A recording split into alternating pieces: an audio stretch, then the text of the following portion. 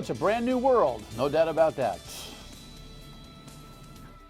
The Dan Yorke State of Mind program is brought to you in part by Lookout Rhode Island and Takeo Comfort Solutions. I'm guessing there are plenty of you who've watched this program and harumphed over my Trump commentary over the last 18 months. And so it's easier here because you can only speak to your television. On the radio, it's not comfortable. But you know what? I didn't vote for Hillary either. Just want to let you know that. And I think there are a lot of Americans who actually made last-minute decisions here and may have been affected by the news cycles over the last few weeks and brought us this result last night. Incredible. Headlines. Oh, he will. No doubt about it. And of course, the numbers on the Electoral College are one thing, but the popular vote's going to be another. We're going to have another one of those situations where most likely the popular vote will be Hillary's and the electoral vote will be the one that counts for Donald Trump. Here's the latest from CBS. Donald Trump defied expectations by defeating Hillary Clinton to become the nation's 45th president. In his victory speech, Trump praised Clinton for a hard-fought campaign. We owe her a major debt of gratitude for her service to our country. I mean that very sincerely. Trump aides say his transition team will brief him today here at Trump Tower. They're expected to talk about filling cabinet posts. Clinton phoned Trump early this morning to congratulate him on his victory. We noticed all of the time that Hillary Clinton had a difficult time in each of these swing states. Trump won 29 states, including close races in Wisconsin, Pennsylvania, and North Carolina. Donald Trump heard a voice out in this country that no one else heard. Trump promised to reach out to the more than 58 million Americans who did not vote for him. For those who have chosen not to support me in the past, of which there were a few people, I'm reaching out to you for your guidance and your help so that we can work together and unify our great country. President Obama invited President-elect Trump to meet with him at the White House to discuss transition plans tomorrow. All right, so a couple of bright minds from Brown University, no stranger, Jim Morone from the Taubman Center. He is the professor and director of the Taubman Center, and new guest of the program, Hilary Levey Friedman, who's a professor of American Studies at Brown. Both were participants, of course, in my radio program a week or so ago at the Watson Institute at Brown University. Full disclosure, nobody here is happy. Nobody's here. Nobody here is happy. And by the way, know that tomorrow night a very happy guy will be here. The director of the honorary chair of the Trump campaign, Joe Trullo, will be here tomorrow night. So you'll get your red meat. Gut check. Well, can you tell my eyes are red and swollen? Because that's No, you look very nice. Well, that's my honest response, especially hearing the concession speech earlier today. I think that really brought it home. And even if Hillary had won by 60% of the vote, which sadly didn't happen, I still feel like, wow, 40% of the country made a drastically different choice, even if that had happened. And now look at the result, you know.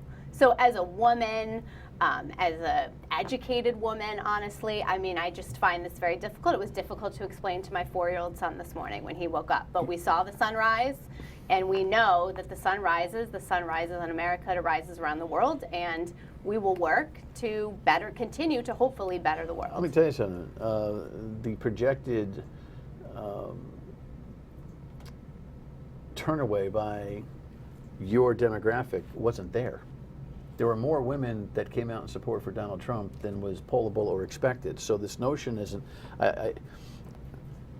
this notion that you're an educated, informed, on top of it woman, and that demo was supposed to, it didn't do its job, well, in fact, according to what you wanted to have happen. But the educated vote did. I mean, one of the most startling things to come out of the election is the two different Americas that we live in. And, you know, you look, I think it's 68 or 69% of those with an advanced degree beyond bachelor's voted for Hillary Clinton. Yes. So it's just a divided country. Three things. The higher your education level, the more likely you're to vote for Clinton, the less likely to Trump.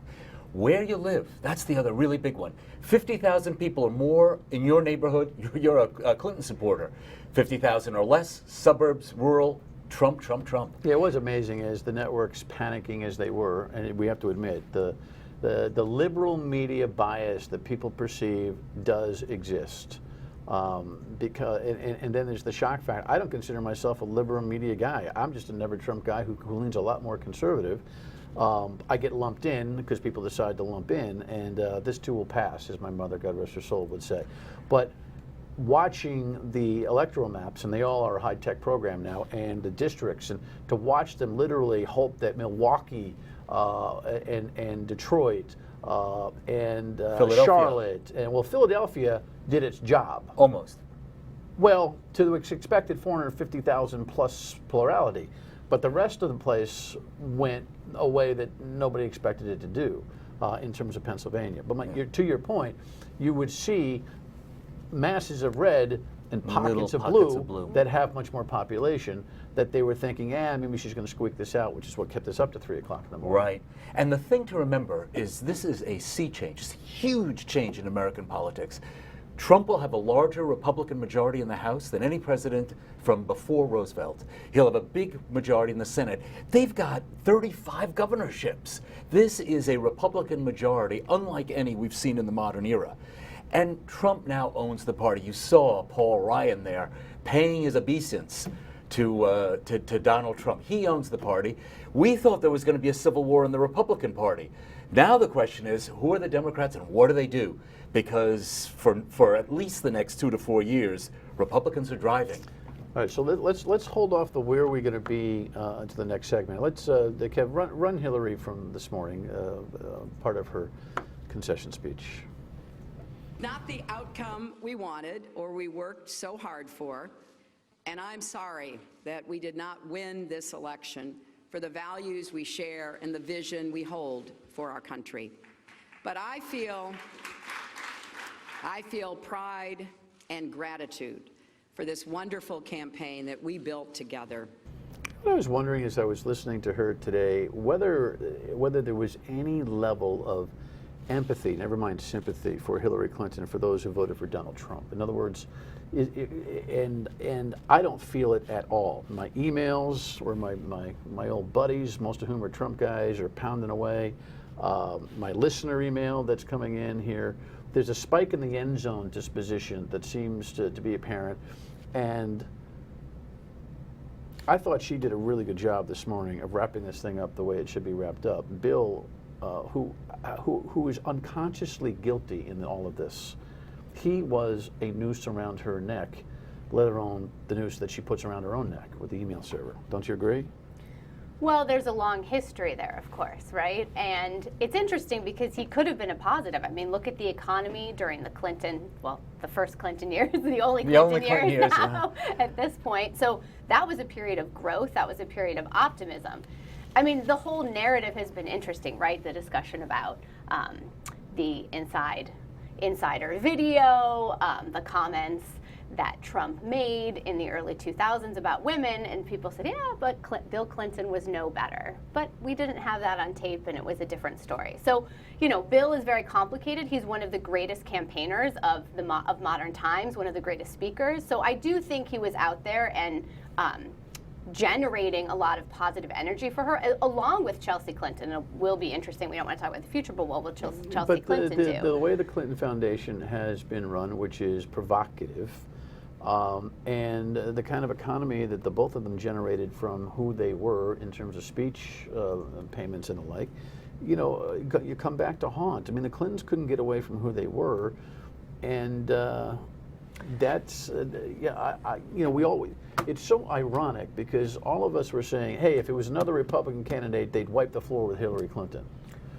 Well, okay, Confucius, maybe not necessarily the case. Now you say to yourself, if it was another Democrat, they would have been able to eke it out with Donald Trump. That is an unprovable hypothetical, but my gut tells me that it proves me so, though.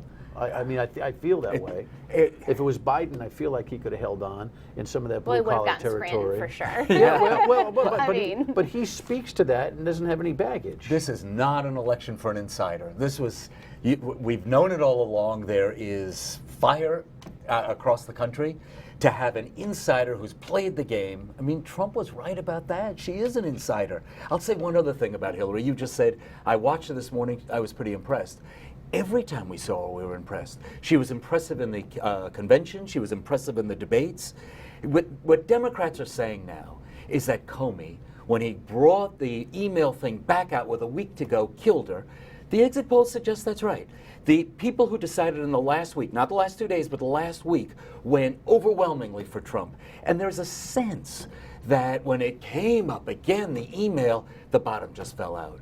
So it might have been a different election. We might be having a very different conversation if the FBI hadn't jumped in to no particular purpose, but to remind everybody about insider trading, all that Hillary stuff. And a combination that we had no major Trump scandal at the end. I mean, September and October were punctuated daily with different scandals, different gaffes, the debates, all of that. And that combination, I mean, at the end I did say, what's going on? The narrative has completely changed, especially in the last 10 days. Kellyanne Conway is the MVP. Finally sat on him, finally got him to shut up, Finally. not shoot himself in the head. But hey, it was only for 10 days that he behaved, and if that's enough, what does that say about the whole electoral process? I don't know. We'll try to answer the question when we come back. All right, back to the seminar.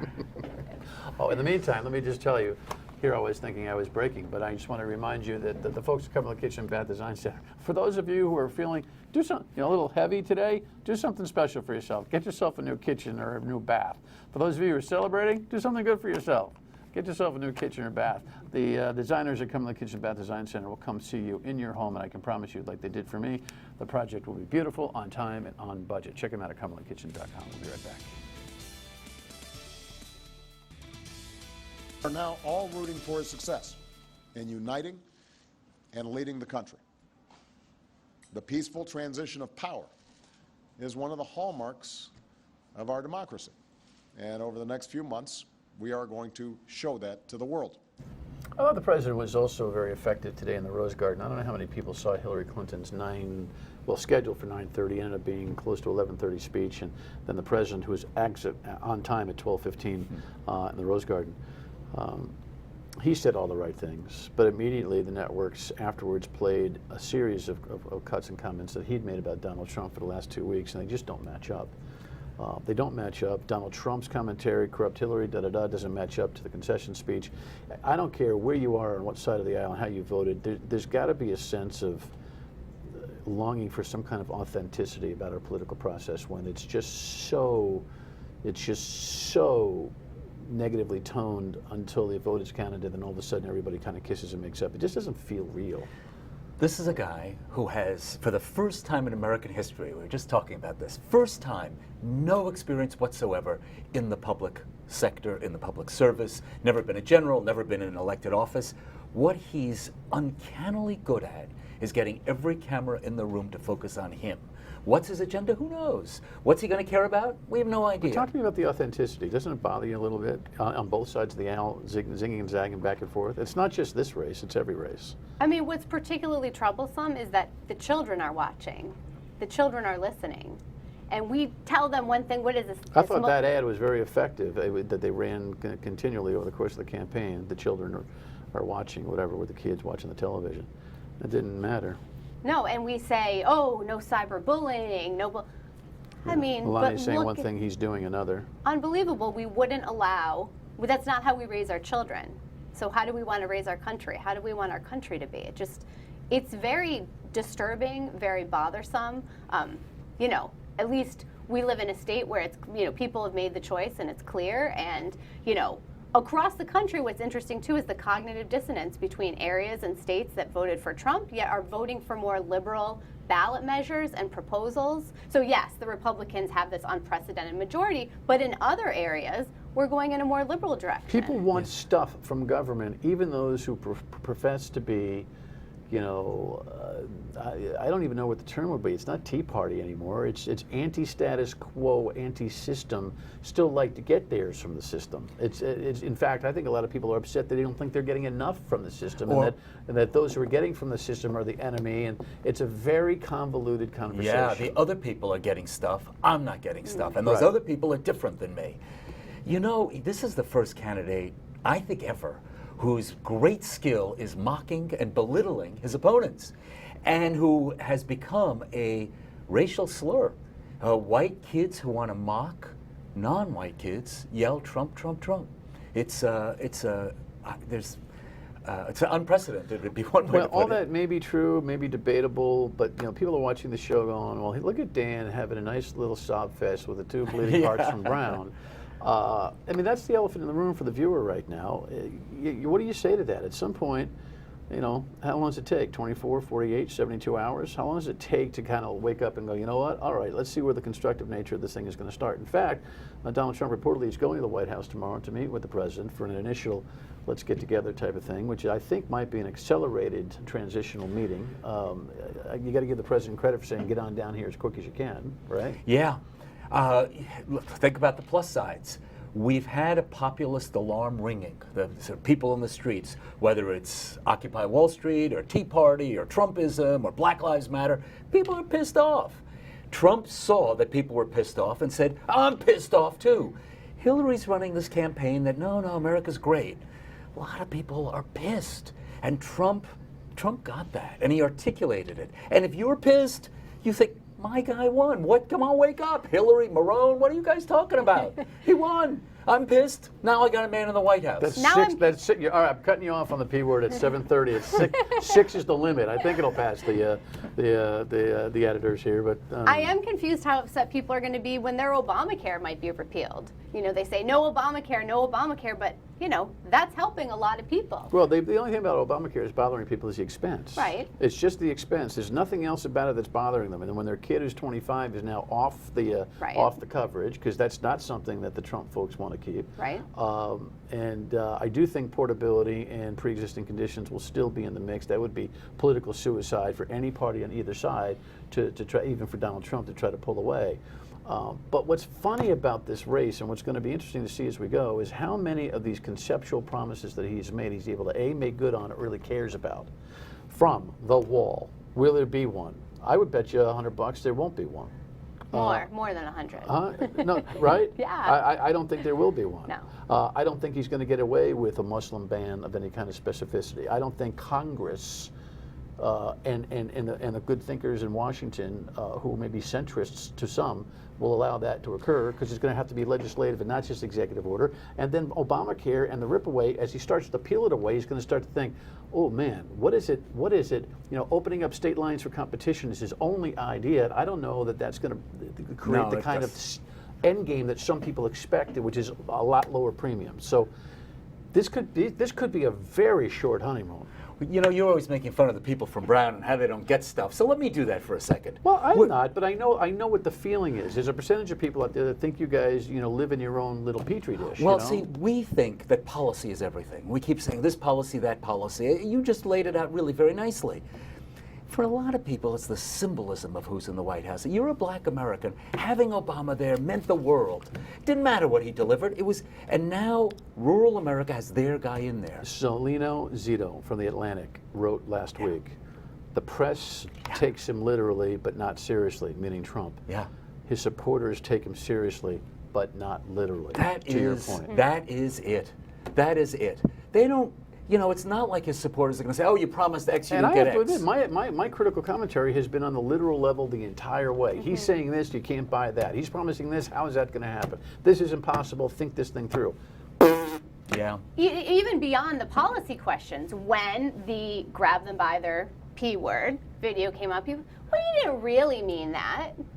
He just said it, as a figure of speech. Just locker room talk. I mean, we see it not just on the policy level, but on these other symbolic levels too. He didn't mean it. Yeah, but comparable to the Clinton story, Bill Clinton's history, maybe not his overall legacy, which was pretty good until this thing roughed him up, but his history was the counterbalance to the video on the bus. People say, hey, listen, birds of a feather, all these guys who are powerful do this stuff anyway, so discount that. JFK, yeah. Right?